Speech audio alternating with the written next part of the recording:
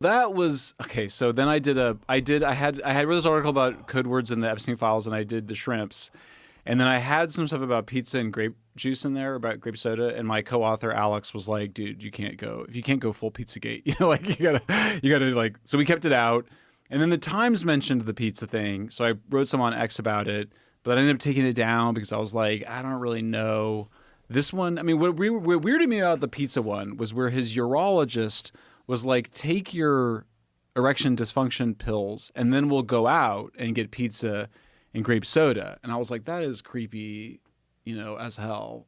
Yeah. So, but I don't, the shrimp one, I'm like 95% that means young women because you just see how they talk about it.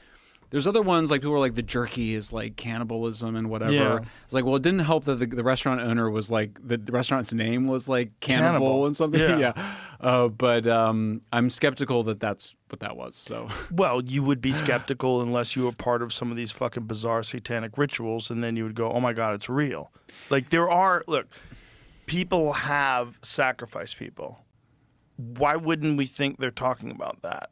No, we don't want to believe that these people, these multimillionaires and billionaires that go to this island and engage in all this crazy shit aren't doing something like child sacrifice or cannibalism. That's what made it for me a story. I mean, a creepy guy doing creepy things. We see one case where Epstein emails himself something that sounds like it's in the voice of the Bill Gates science advisor, Boris Karsic, I believe is the name.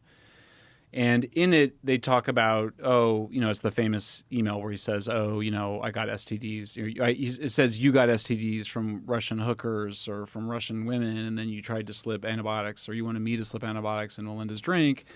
And Melinda, they asked her about it. It was awful.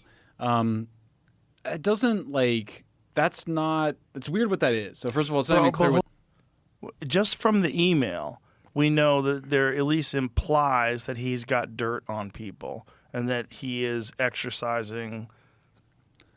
doing something with this dirt that he has on Epstein, or on Bill Gates, rather. Inside those emails, we find a lot of creepy shit. We find that one description where he was talking to this woman where she said, I'm investigating a story about an island where they bring children for sex.